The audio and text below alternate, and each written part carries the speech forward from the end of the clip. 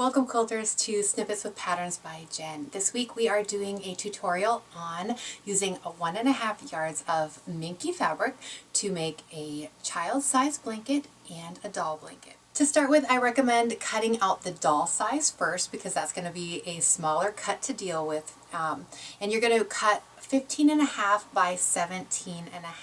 And this will actually give you enough for 2 doll blankets if you want to have 2 doll blankets, but that will give you less fabric to have to wrestle with when you are cutting out the child size blanket. So the first cut, 15.5 by 17.5 for that doll blanket. Then we are going to cut the child size blanket. Now we are leaving these folded for the child size, so we are only making 3 cuts. So we have this large piece of fabric now. Our width for most Minky is going to be about 62 inches or so, 62 inches wide. So all we're going to do for that is fold it this way so that we can then just trim off the selvage, and then we're going to leave the fold. We aren't going to trim that off at all. You can if you want to. If you feel like maybe that's going to be too hard or too confusing for you, you can definitely trim off that folded edge. You would just take a ruler, and you could definitely make it smaller if you wanted to, but you'd take a ruler, you would line up your folds nicely. You would make sure that this was all straight because then you would know that these were even.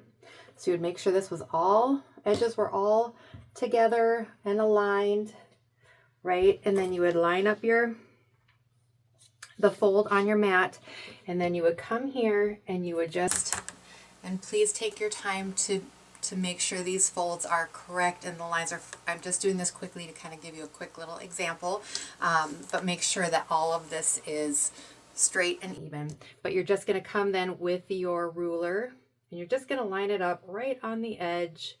Find your marks on your mat so you can line up, you know, maybe you are lining up like where it is right now. I would line up my 1/4 inch on the 29 inch because then I would just trim off a teeny little bit over here.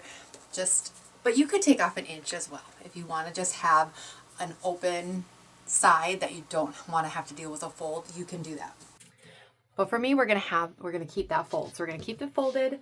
We're going to go ahead, trim off that selvage. So we've got it all nice and flat, trim off that selvage.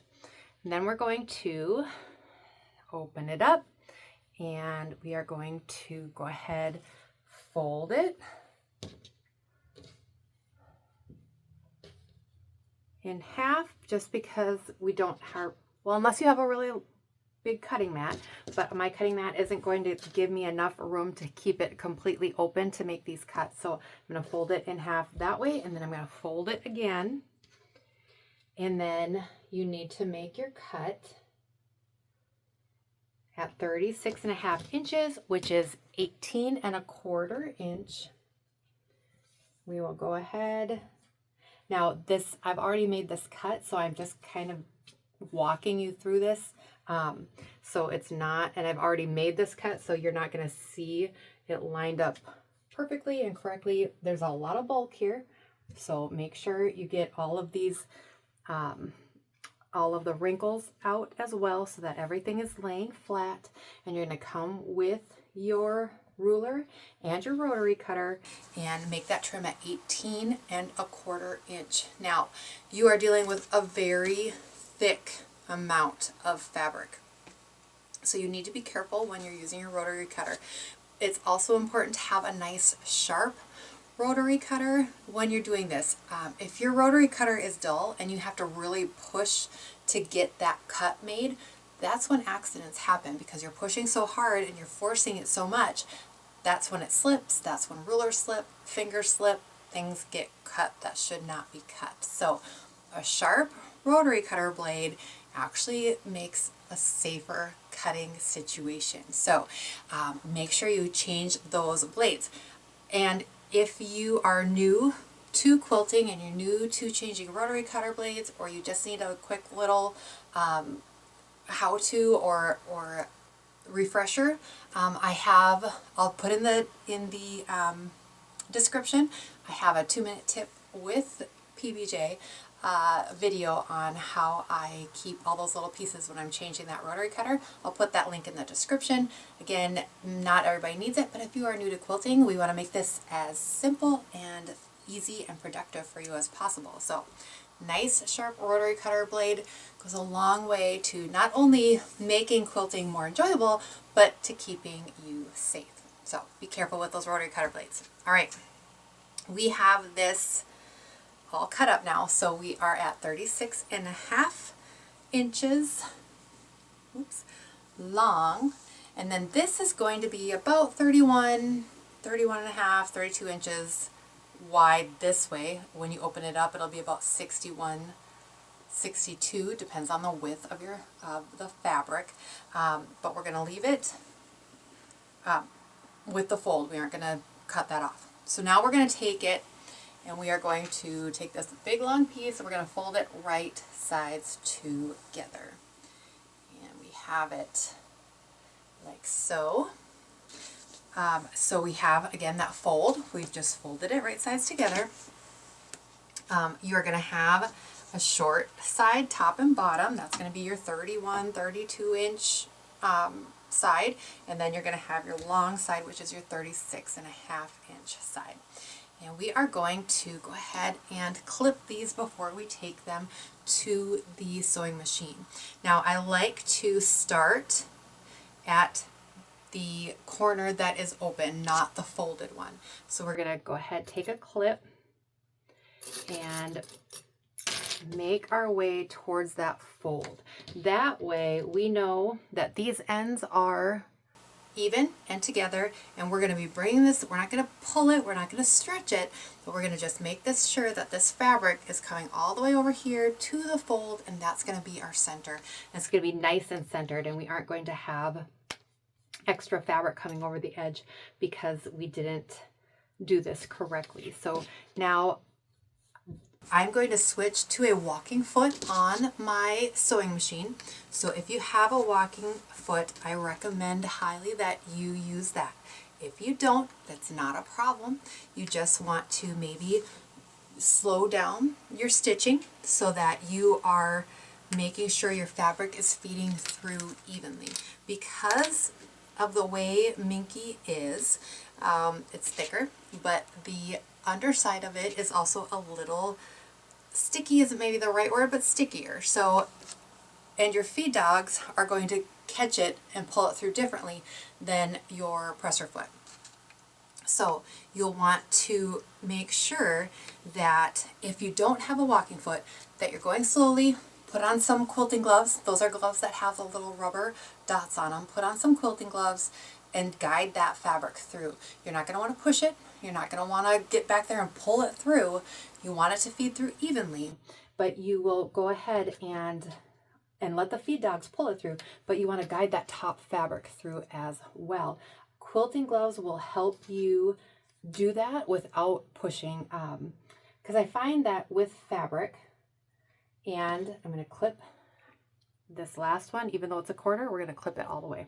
I find that when I am just using my hands and fabric can be slippery, fabric can be, I don't know, again, sticky maybe isn't the right word, but it can be a little sticky, and it catches on your fingers, and especially in winter months, if you are washing your hands a lot, like I do as a child care provider, sometimes my hands get a little dry, not so pretty, and catches on the fabric and stuff. So those quilting gloves really help to keep you feeding that fabric through nicely and evenly, and your fingers don't slip on it, they don't catch on it, and you have a little bit more success, maybe a little less frustration.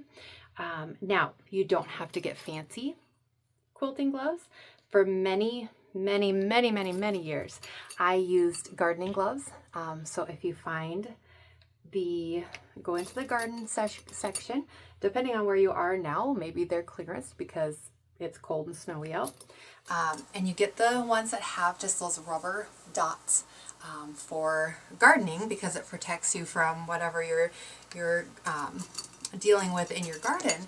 But those are perfect for using as quilting gloves, and they're a little bit cheaper. You can definitely invest in more expensive gloves, but if you are trying to save a little money, you're just getting started, you have so many tools and so many things that everybody recommends that you should get, go ahead and get the cheaper gardening gloves. They work just fine. All right, and we're going to continue going all the way down to this edge as well.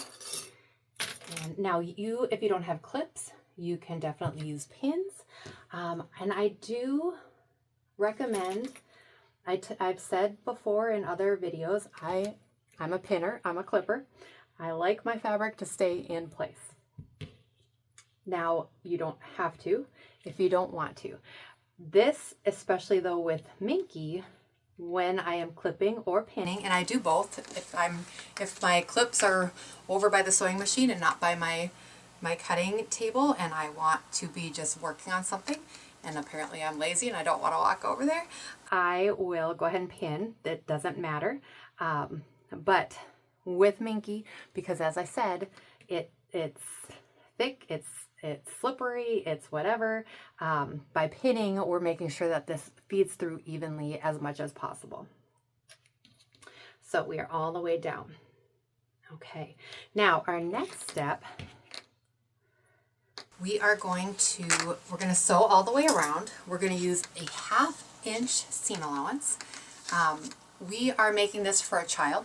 Children tend to be a little bit more busy with their blankets and their quilts. So we're doing a 1/2 inch seam allowance so that when we flip this and do a top stitch, we get a good nice 1/4 inch top stitch to really hold this in place and keep it nice and strong. So because we are flipping it, now I'm going to grab my pins and we're going to take this to the sewing machine, and I need a stopping place where I'm going to stop stitching, lock those stitches, and so I can flip it out. I can't tell you how many times I have done this and sewed all the way around and forgot to leave that opening and had to go back and rip out a seam.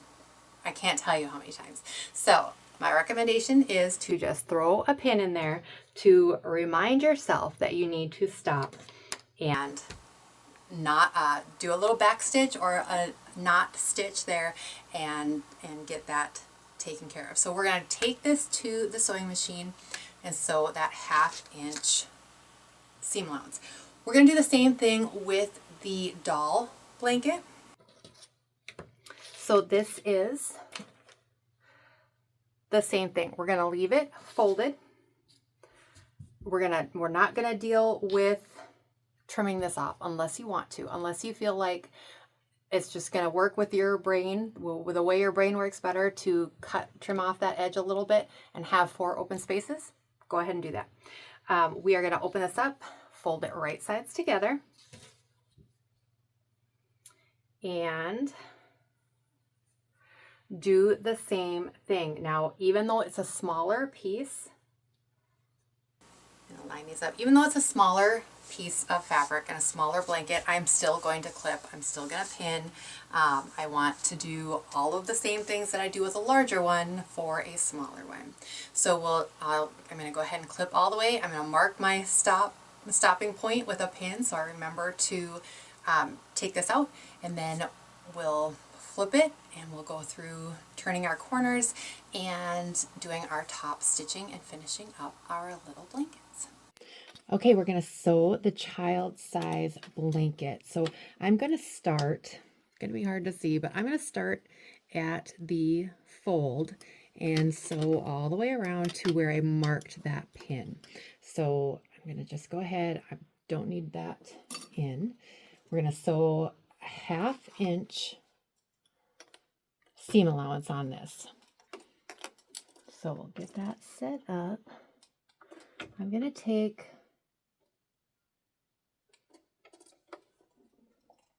couple of locking stitches here.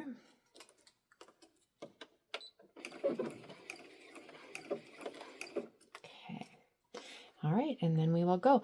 I do like to have quite a few clips in, just because of how the Minky can roll and stretch. So I am, as I've said before, I am a pinner and a clipper. I want my fabric to stay where I put it, so the more the merrier in my mind. But you feel free to do what you would like. But I just find better success when I don't have to mess with the fabric and the curling and the pulling and all of that. So we're just going to go all the way around doing this stitch.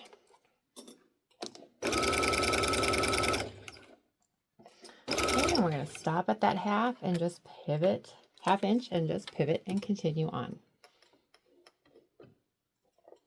All right, we're coming to that pin to remind myself, which I'm glad I did because I was sewing along, minding my own business. All right, we are ready then to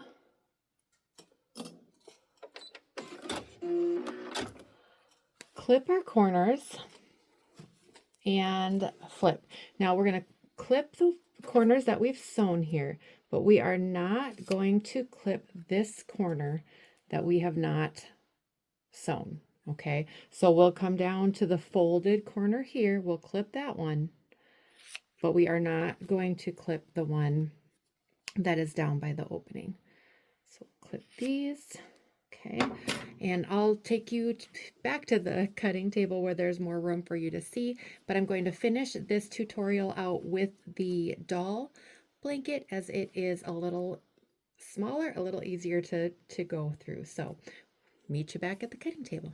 All right, so we have sewn our blanket, our child size blanket, and we are now just going to flip it out. So you have trimmed, clip those corners, and we're just going to pull it out. So I found the easiest way to do that is just stick your arm all the way in, find that far corner, and just pull it out and take all of this out. So we are going to then, after we get this out, we're going to go ahead and poke those corners out so that we can then press and get a really nice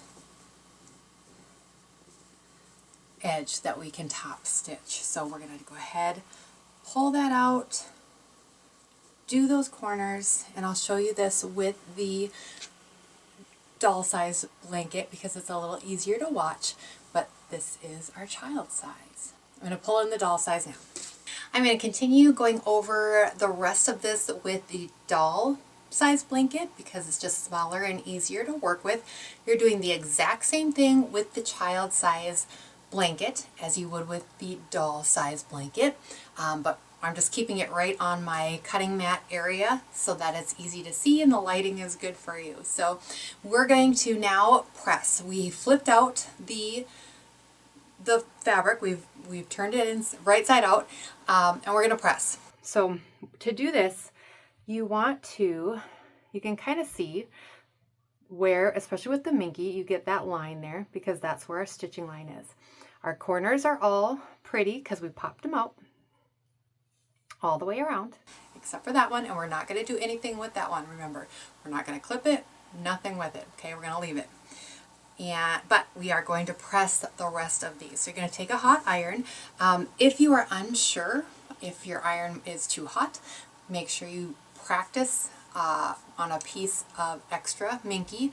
Use the iron setting that you're planning on using. Make sure it doesn't do anything to the fabric that you don't want it to do. All right, we are going to press. So we have our seam. We want to make sure that that seam, if you just go through with your fingers and kind of go all the way down, you can kind of feel that it sits really nicely right in the middle. We don't want our fabric, we don't want to press this way and then here our seam is here and now we're going to try and top stitch and it doesn't look so great. right? So we want it to be nice and straight right here.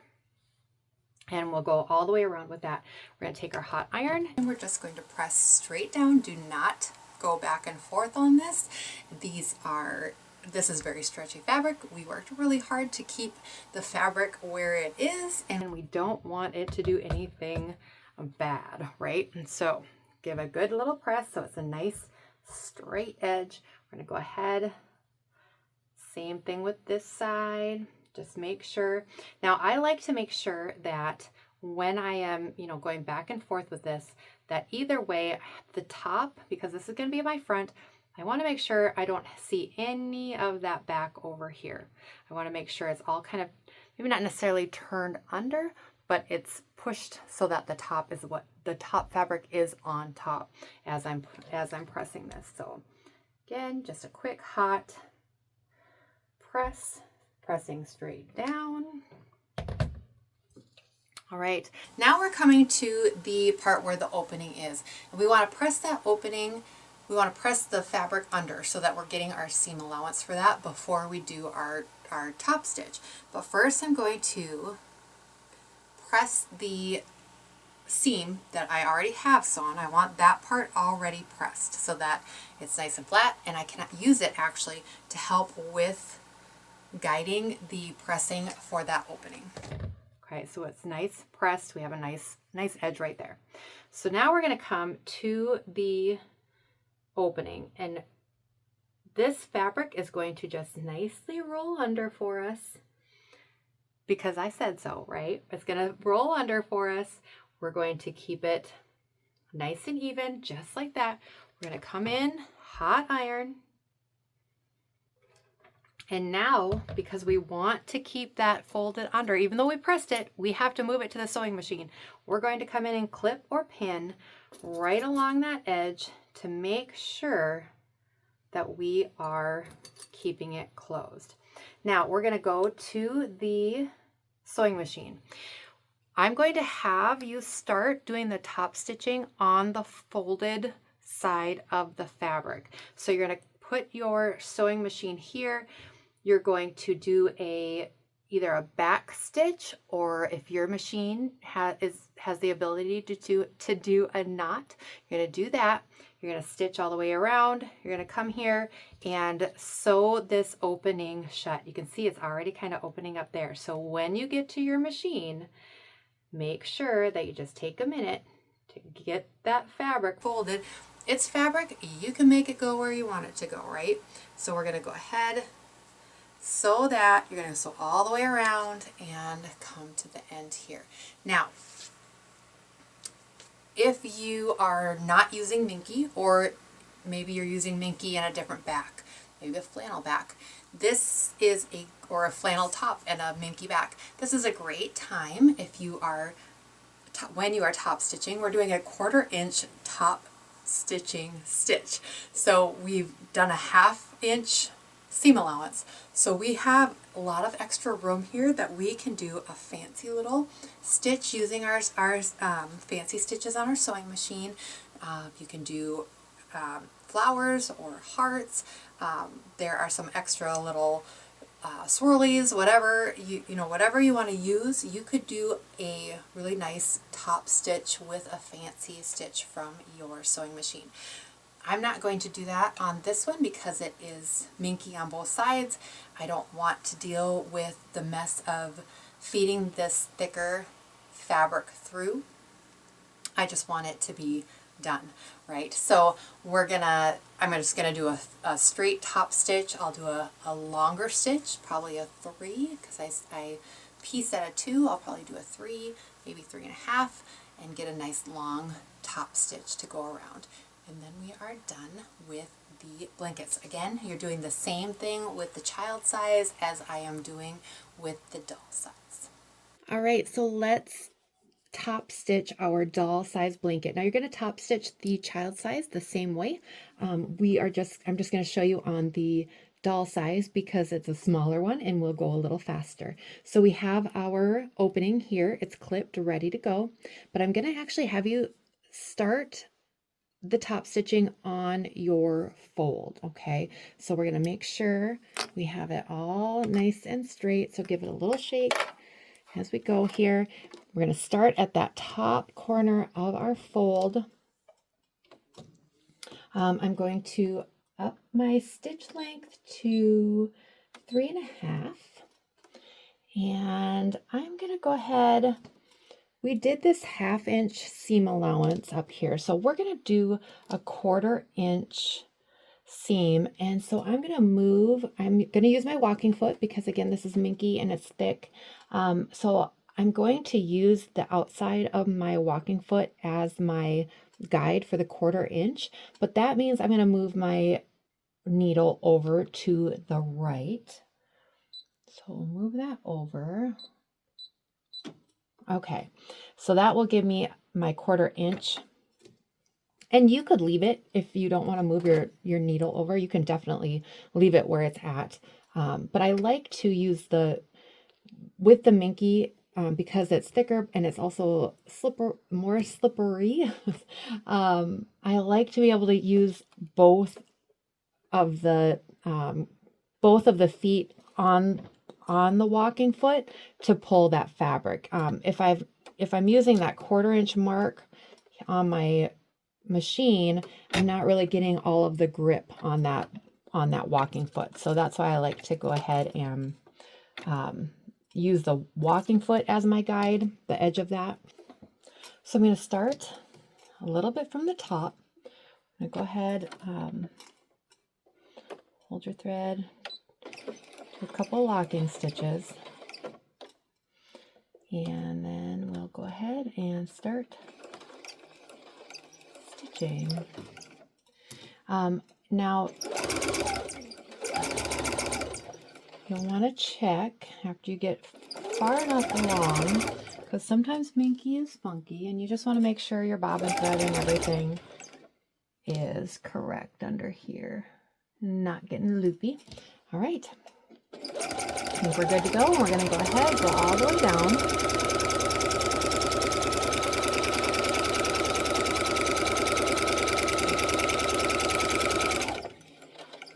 Now, we want to make sure that our edge is turned, because remember, this isn't sewn yet. And we want to make sure that that is turned under. And then we'll go ahead, sew until we hit that 1/4 inch mark. And rotate, or pivot, I guess you would say. And take a couple stitches and then continue on.